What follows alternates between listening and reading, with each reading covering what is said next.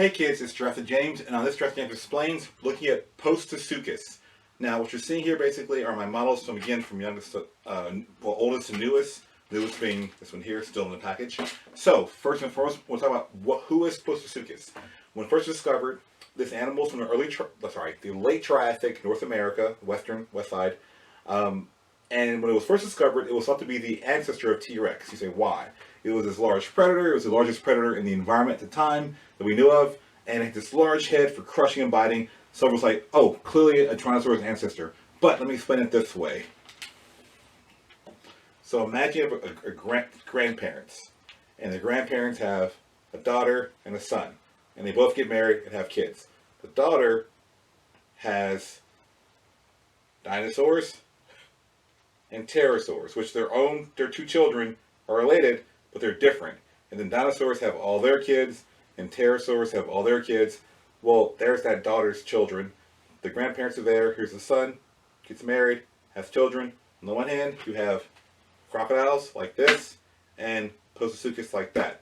Just like dinosaurs and pterosaurs are different but related to each other, so are crocodiles and these guys. Postosuchus is called a Rasuchian.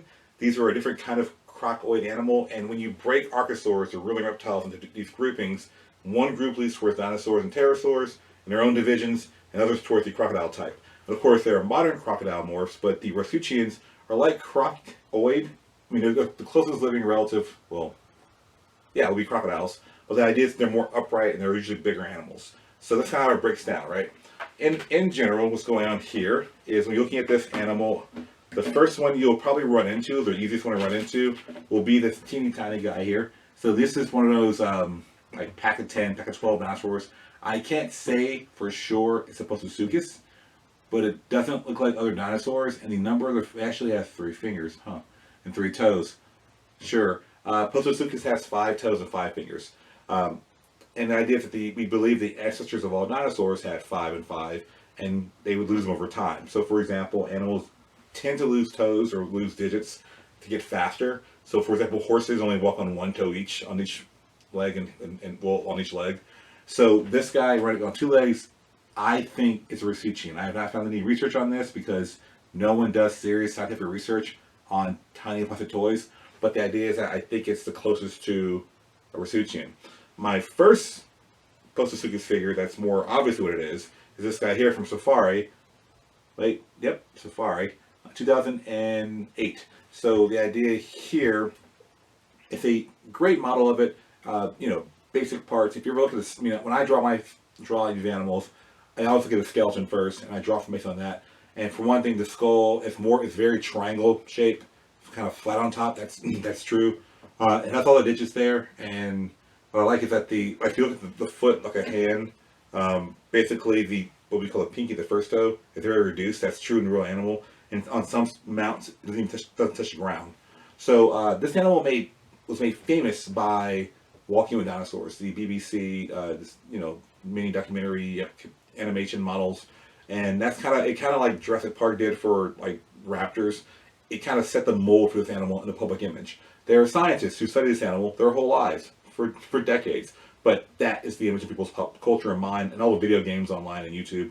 But next we have, it's like a prehistoric croc tube, which is a very cool understatement. And you have one here. It's essentially a safari as well. So the exact same mold, but smaller. One would tend to say, oh, it's a baby. But of course, remember, babies have bigger eyes, bigger heads, different features. But it's like a shrunken down example for your tiny diorama. Then we have the Jurassic World one. Jurassic World, again, Mattel's kind of going out of the park, knocking out of the park with these guys. Different designs. What I like about it, if you turn the tail that way, like that's really cool. The play feature, and I believe this is it. Dinosaur Park as well. The problem I have with the figure itself, though, scientifically, is the skull should be more narrow, like a triangle, as we saw in the first one. Now, the next one we have here, if you remember, a few weeks ago, I got the box in the mail, and I will now uncease my official Jurassic James scissors. Let that swing noise for anyone. So it's in this package with breathing holes. So I'm kidding. Let's see, if you just go straight through there. So I will remind you that I do not work for Dinosaur Park in Bastrop. I just like them a lot. I found them and I fell in love with what they do, and they have an online store. And I'm not being paid for this ad or whatever you call this. I'm not being paid for this talk. People say, where do you buy your models? This is where I buy them, and if you're anywhere in the country, you can order them and they'll send them to you.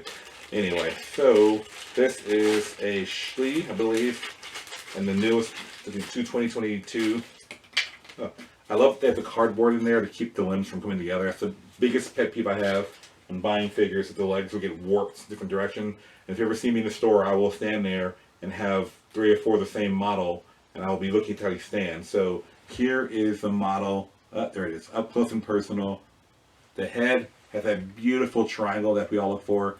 The difference between this guy and these guys is the jaw opens and closes, it's articulate.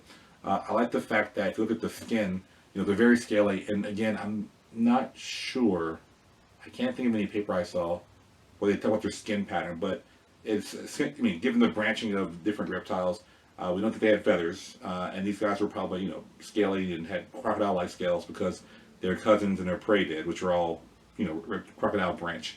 The number of toes are correct. In fact, I like more the safari. It has the 4 toes on the ground and the little pinky on the side there off the ground. If you see them at the skeleton, like in our museum in Houston, there you can see that little finger digit going off like that. The hand has all 5. Now, one of the debates too with this animal is it on 4 legs or 2 legs?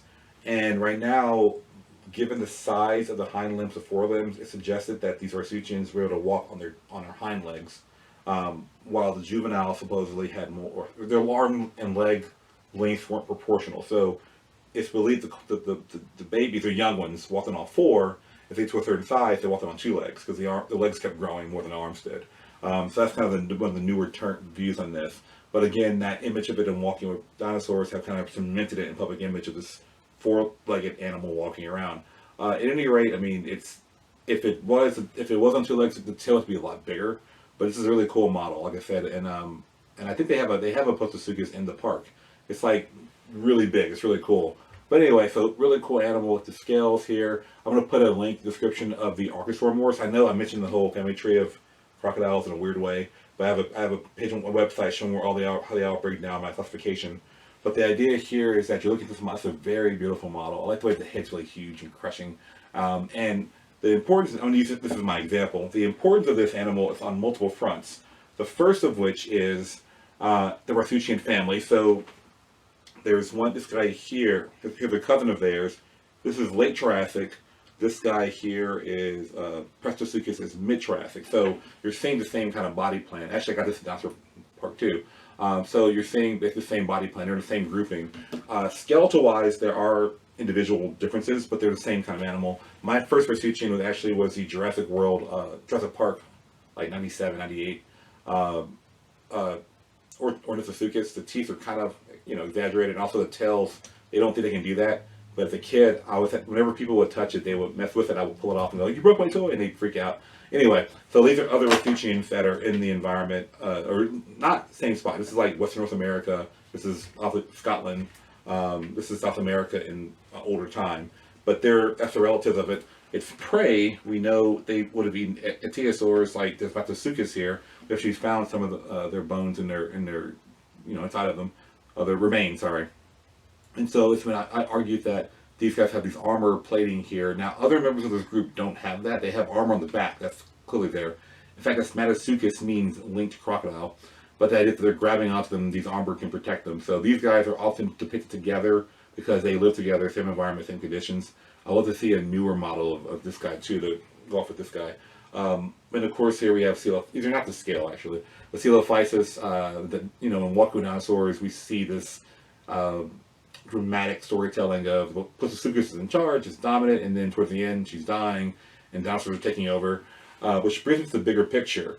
So I mentioned different time periods a lot, but I want you to imagine, you know, this is a world without T.rex, right? And in the early Permian, you have Dimetrodon. This guy is the top predator on land and the environment. In the late Permian, we have gorgons like this ruling the world, and then in the there's a Permian extinction event, and then we have a, you know, resurgence of reptiles, particularly archosaurs. And the idea is that the Postosuchus will be in late Triassic, will be the next in line for that group. And then and you say, well, wait a minute, Coelophysis is there. Was it ruling? No, it was there. But that old scripture, the meek shall inherit the earth, these guys were not the dominant group. And when the Triassic extinction event happens, they are replaced by Dilophosaurus, the quote-unquote spitter from Jurassic Park, and their type. So you're seeing, these are roughly to scale, the Beachrodon's a little bit bigger than the rest of them, but you're seeing this kind of like, this is the ruling class. And Coelophysis is the, what would probably, something like it would evolve into this guy. And then of course behind that will be the like Ceratosaurus and Allosaurus and Carcardinosaurus, and then the Tyrannosaurus, like that in North America. So you're seeing the succession over time of different ruling groups. So Postosuchus is one of those big animals, and even though it is not a direct ancestor, but instead a distant cousin for T.rex, that it is the predecessor in a sense. Is you think about in England, we have the Queen of England today, and you think about how there's Edward the First and Richard III. There's these other kings that are before that were distantly related and all that. Postosuchus is that not ancestor to T.rex, but an animal that had the same job. It's the same top predator, its environment, it's dominating, and it ruled the world, and when it wiped out, its lineage died out with it pretty much, but then dinosaurs replaced them, and again, a different lineage after that. So this is a really cool example, and I love this model. I can't wait to teach with this one pretty soon, other than here, of course. But I like the proportion of the tail, the fact that the armor's on the back, these kind of like, not quite scoots, because crocodiles have like the scoots in their back, which you find many fossils of. These guys, I actually have some of these guys' teeth in my collection, my collection. Not this species, but something like it. Their cousins called Phytosaurs. So, but again, these are terrestrial, and their legs go directly down. And I mentioned this before in one of my other videos, how we think of archosaur crocodiles as being these, arms out to the side. But the truth is, the modern crocs and alligators have taken, their ancestors were up more upright, and they went into the swamps and got more flat again. So the early archosaurs were more upright in general, and Postosuchus kind of shows that design. Also, last story, this animal is called Postosuchus, meaning post-Texas croc. For those of you who were born in the last century, the 1900s, you may have heard of Post cereal. That the guy who made Post cereal founded Post Texas, and he had two rules: no lawyers, no preachers, because different time, his own views. That rule has been repealed. About 3 or 4 years ago, my wife and I were going off road tripping and scouting out new field trips, and I was like, let's go to Post Texas. And from where Houston, it's a long drive. And I remember when I got there, their museum does not have, it has a fossil room the size of this room. And I remember I didn't see at the time any mention of Postosuchus. It was a historical museum. So I remember telling them like, hey guys, there's this really important, well-known creature that's named after your town that's in the fossil record and people know about it. And the directors and people are like, well, we had no idea. And I'm like, here's my information, talk to me. Because Postosuchus is a very important animal. It's a very pivotal animal in evolution, as well as the fossil record. And it's, made famous on pop culture. It's a lot of animation stuff and online things. So it's really worth noting. And if you can get one, it's here. I will put a link in the description for Dinosaur Park's order online store, because I just love those guys. They're my friends and I love them. But again, this is a really cool animal and I really appreciate it. I like the bite. I like the bite. This Postosuchus would not like the bite. It would not be fond of the bite. But this guy is really cool. I love everything about it, man. Even the scales, the skin.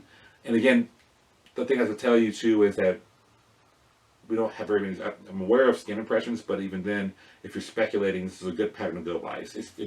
It's like crocodiles, kind of different, That being said, I'll see you guys next week, and we'll do a dinosaur next week, Silursaurus. And around my head or somewhere should be bubbles or squares to click on, subscribe, and like. YouTube demands that. It demands it. So please do those things, because people should hear the message of dinosaur toy model review and information. That being said, see you guys later.